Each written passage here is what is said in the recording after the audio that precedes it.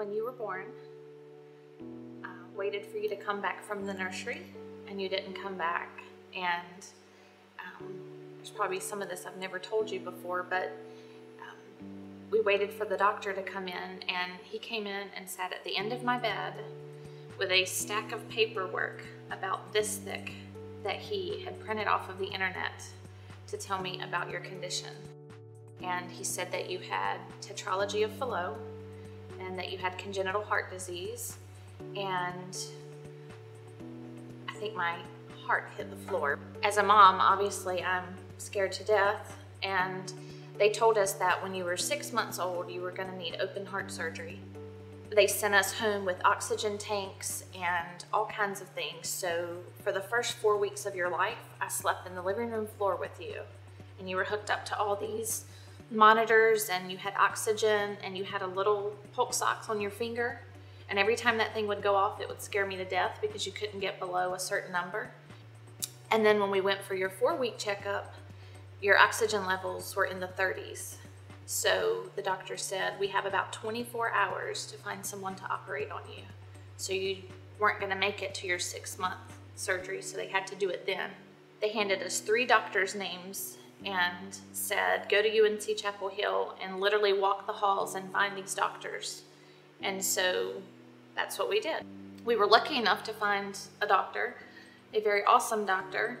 And so they went in, and he said they had to repair 5 different defects of your heart. And when they went in and did your open heart surgery, they said that you had the muscle of a 3-year-old because you had been pumping in the womb so hard to stay alive.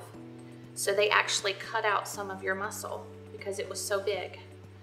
But that's awesome to me because that tells me that God wanted you alive and that you were making it. I wouldn't leave your side, and finally one day I needed a shower. So the doctor said, go home, take a shower, she'll be fine. So I drove home to take a shower, and when I was in the shower, the phone rang, and it was the nurse, and she said that your lungs had collapsed while they were doing shift change. And so